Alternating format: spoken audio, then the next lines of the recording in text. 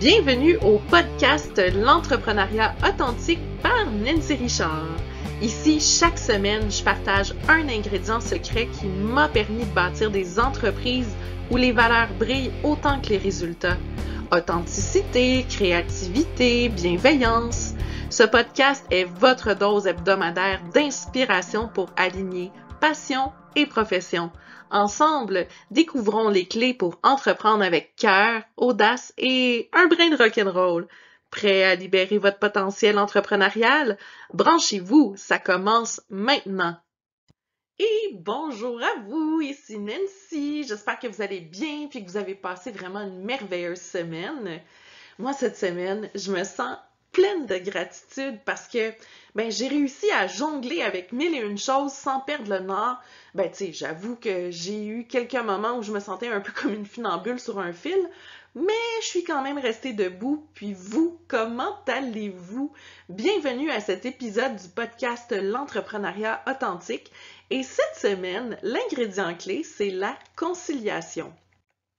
Alors, je vous invite à prendre votre tasse de café, de thé ou de tisane pour venir savourer votre pause en ma compagnie. Puis tiens, histoire de faire un petit défi maintenant d'équilibre, parce que personnellement, je pense que le mot conciliation va de pair avec l'équilibre, je vous donne le défi de mettre votre cuillère en équilibre parfait sur le rebord de votre tasse.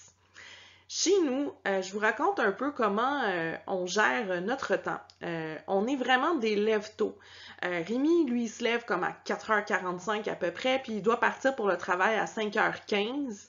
Il y en a qui disent « Oh mon Dieu, mais c'est un cauchemar, on dirait que c'est en plein milieu de la nuit. » Mais nous, on est fait comme ça, on est des couche-tôt, lève-tôt. Tu sais, même les filles aussi, elles vont se lever quand même très tôt parce qu'elles doivent partir à l'école pour 6h45. Mais ça fait en sorte que moi, à 6h45, la maison est déjà complètement vide. Mais j'ai déjà commencé à travailler moi aussi. Vers à peu près 6h, tu sais, comme pendant un bon 45 minutes, je commence à retourner plein de messages aux membres de mon équipe sur Slack. Puis ça, d'ailleurs, c'est un de mes outils de travail justement pour concilier vie personnelle et vie professionnelle parce que tous les messages pro transitent par cette application-là. Puis comme j'ai des membres de mon équipe qui habitent en Europe, c'est comme Delphine, ma directrice adjointe, Joël, etc., mais je le sais, moi, pertinemment, qu'ils ont 6 heures d'avance sur moi à cause du décalage horaire, donc j'ai pas envie de les faire trop attendre. Donc ça fait en sorte que chaque journée, je commence par retourner mes messages à mon équipe, je regarde mes courriels, je regarde ceux qui demandent une petite action rapide que je peux faire tout de suite ou que je dois planifier dans ma matinée. Donc, ça me permet un peu de concilier mon horaire en même temps. Donc, ça, c'est vraiment super important pour moi. Je commence ma journée de travail de cette façon-là. Puis ensuite, je commence à concilier mon rôle de chef de maison et de chef d'entreprise. Ce qui veut dire que de 6h45 à 7h30, c'est là que je me mets à faire une espèce de blitz de tâches domestiques pour prendre un peu de l'avance. Tu sais, partir une brassée de lavage, partir le lave-vaisselle, faire du ramassage de toutes sortes. Vraiment pour que je puisse profiter du moment présent quand ma famille se retrouve après l'école puis au retour du travail. Parce que avec nos horaires de fou, la charge de travail qui repose sur nos épaules, mais moi je trouve ça tellement important de garder du temps précieux en couple et en famille. À tous les jours, on essaie de faire soit une partie de jeux de société, de jeux vidéo, de regarder un film ensemble ou une série. Bref, de passer du temps ensemble. Puis quand il fait beau dehors, on en profite aussi pour aller faire une petite trempette dans la piscine. Puis le souper aussi pour nous, c'est super précieux. Ça doit être mon petit côté italien en moi qui ressort le côté familial de la chose. Mon père étant un moitié québécois, moitié italien. Pour nous, le souper, on s'assoit les 4 ensemble. OK, 5 parce que la chatte finit tout le temps par venir autour de nous. Mais on s'assoit ensemble, pas d'écran. Donc, pas de téléphone, pas de tablette, pas de télévision, rien. On est là vraiment pour savourer le moment présent puis savourer notre assiette en même temps, hein, profiter des bonnes choses de la vie. de discuter de notre journée, de partager nos anecdotes qu'on a vécues, ventiler aussi des fois pour les émotions trop fortes qui ont été vécues durant la journée. Je trouve ça super important. C'est ce qui me permet de garder mon équilibre, justement, de concilier mon rôle de maman et mon rôle aussi de chef d'entreprise. Pour moi, le souper, c'est sacré. Puis d'ailleurs, j'ai envie de vous partager ici la définition officielle de la conciliation. C'est l'action de rendre les choses compatibles. Puis ma définition à moi, ben c'est l'art de jongler entre toutes les sphères de notre vie sans laisser tomber les balles les plus précieuses. Ça me fait rire parce qu'au début du podcast, je vous parle de funambule, puis là je vous parle de jongler. On dirait que je vous fais l'analogie du cirque ici. Mais bon, puis dans mes entreprises aussi, j'ai vraiment appris à structurer mes journées justement pour éviter l'effet de ben tu sais je fais juste une petite affaire en plus parce que tu sais si on les assemble bout à bout, ben ça fait vraiment en sorte qu'on travaille juste beaucoup trop. Donc, quand je disais que le souper, c'était précieux pour moi, mais la soirée aussi, en fait, le souper marque un moment très important pour moi dans ma vie. C'est le moment où je ferme mon cellulaire. Tu sais, moi, je travaille de 6 heures le matin à 7 heures, 7h30 le soir, où je me rends disponible pour mon équipe, répondre aux questions, puis tout ça. Mais du moment où je prends ma première bouchée, mais mon téléphone, je ne le retouche plus jusqu'au lendemain matin.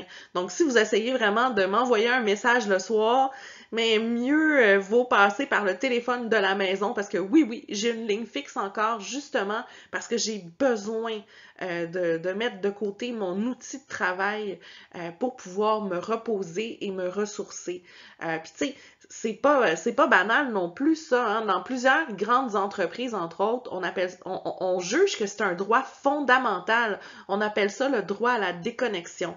Puis ça, pour mon équipe aussi, c'est super précieux. Donc, je m'attends jamais à une réponse rapide. Je comprends l'importance de toutes les autres sphères de notre vie. Puis d'ailleurs, pour concilier le tout, ça aussi, c'est vraiment une de mes valeurs fondamentales, c'est de permettre à tout le monde dans mon équipe de choisir leur propre horaire de travail en fonction de leurs propres responsabilités puis besoins. Tu commences à l'heure que tu veux, tu termines à l'heure que tu veux. Si tu as besoin de prendre une pause de 2 heures parce que tu as envie d'aller faire des longues heures de piscine, tu y vas. Si tu as envie de participer à une activité à l'école de tes enfants, tu y vas. Pour moi, c'est super précieux de pouvoir concilier le tout parce que c'est comme ça que de jour en jour, on se lève le matin puis qu'on est de bonne humeur puis qu'on a envie de vivre, on a envie d'avoir du plaisir. Puis pour mes étudiants aussi, je comprends cette réalité-là de devoir concilier une multitude de choses quand on est dans un processus de reconversion de carrière. J'ai créé 3 trousses d'outils pour vraiment apprendre à structurer le tout. Il y a un guide complet sur la conciliation de travail-études parce que bien souvent, on poursuit son boulot pendant sa reconversion, comment concilier famille et études aussi pour vraiment bien gérer son temps. Tu sais, je l'imagine un peu comme une espèce de pointe de tarte où chaque part, elle est importante. Puis je donne une multitude d'astuces aussi bien simples pour faciliter le tout. Tu sais, aussi bien de prendre des meubles de rangement à casier avec des petits paniers. Moi, je faisais ça pour mes filles quand elles étaient tout petites, là. Je mettais des pictogrammes sur les bacs, puis on lançait, tu sais, moi j'appelle ça garnoter, tous les jouets dedans, paf! En 10 secondes, tout est ramassé, tout est clean. Donc, ça me permet de passer plus de temps. Mais ça me permettait, là, parce que là, on joue plus à des petits jouets maintenant que j'ai 2 grandes ados. Mais ça me permettait de passer plus de temps avec elles au lieu de faire trop de ménage. Tu sais, un autre truc qu'on peut donner ici, c'est dès qu'on revient de l'épicerie, ben, c'est de tout de suite préparer les légumes, carottes, céleri, champignons et compagnie. Donc, quand on veut cuisiner, on se prend une poignée de carottes, une poignée de ci, une poignée de ça, puis on peut se faire des soupes, des riz aux légumes, etc. Ça nous permet de sauver du temps. Puis même aussi de sortir ses vêtements la veille ou d'acheter des vêtements qui peuvent s'agencer facilement pour faire des petits kits là, que j'appelle. Ça nous permet de sauver du temps, ça aussi. Donc, pour concilier aisément toutes les sphères dans lesquelles on a une part de responsabilité finalement.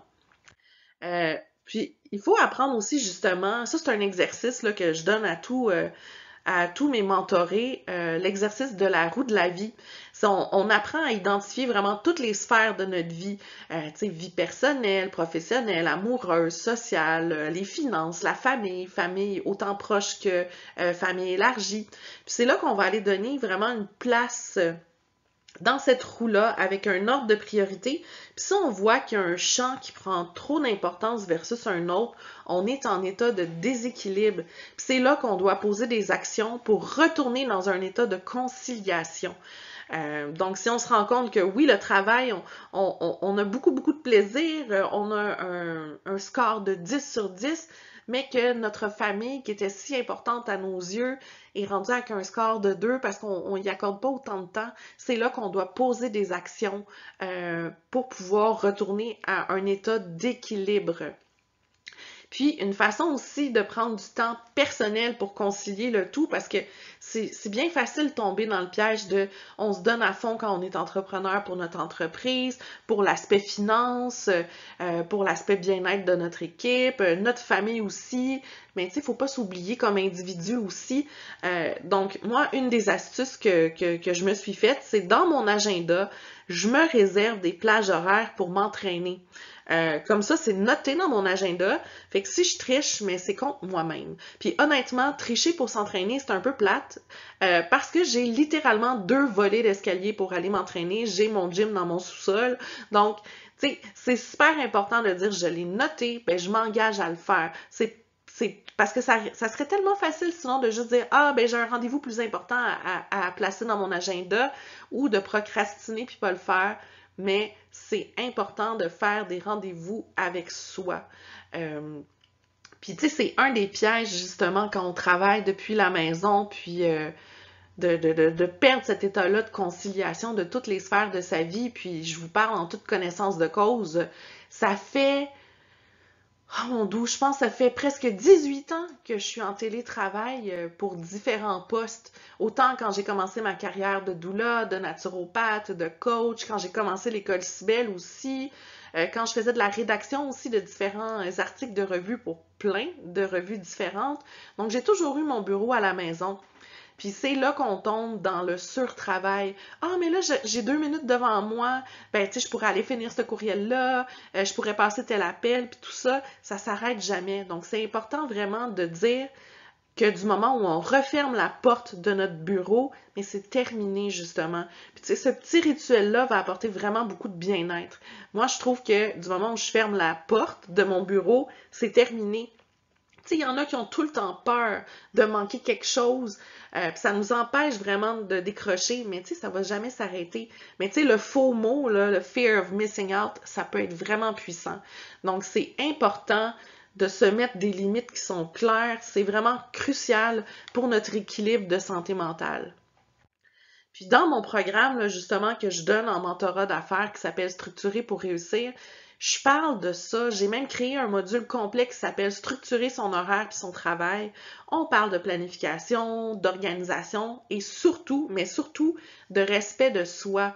Parce que être performant, c'est pas juste être productif à tout prix, c'est être en harmonie, en conciliation, vibrer dans toutes nos cellules, là. Puis la peur fréquente qui revient justement en lien avec la conciliation, c'est avoir l'impression de jamais en faire assez. Que si on prend du temps pour soi, bon, on est moins sérieux ou on se sent coupable parce qu'on n'est pas avec notre famille ou quoi que ce soit, mais c'est faux. On est la ressource la plus précieuse de notre entreprise. C'est important de se ressourcer. Je dirais que c'est même vital pour perdurer dans le temps. Puis la citation de la semaine, elle est signée Mikhail Gorbatchev. La paix n'est pas l'unité dans la similitude, mais l'unité dans la diversité, dans la comparaison et la conciliation des différences. Puis cette citation-là, elle m'inspire parce que, ben, elle me rappelle que concilier, c'est pas choisir entre deux choses, c'est leur faire une place à toutes les deux. C'est un mélange d'écoute, d'ajustement et même de bienveillance, je pourrais dire. La semaine prochaine, on va parler d'entraide. Ça aussi, c'est un ingrédient qui est super essentiel quand on veut éviter de tout porter seul. J'espère vraiment qu'à ce stade-ci de notre rendez-vous hebdomadaire, vous avez terminé votre tasse de café ou de thé. J'espère aussi que vous pouvez continuer à être conciliant envers vous-même et pourquoi pas aller vous en faire une deuxième tasse. Donc sur ce, je vous souhaite une merveilleuse semaine. Prenez soin de vous puis de ceux que vous aimez et souvenez-vous, la conciliation, c'est une danse, c'est pas un sprint. Alors, on se retrouve la semaine prochaine. Ciao, ciao! Pour de plus amples informations concernant mes entreprises ou mes services, vous pouvez visiter mon site web nancy-richard.com.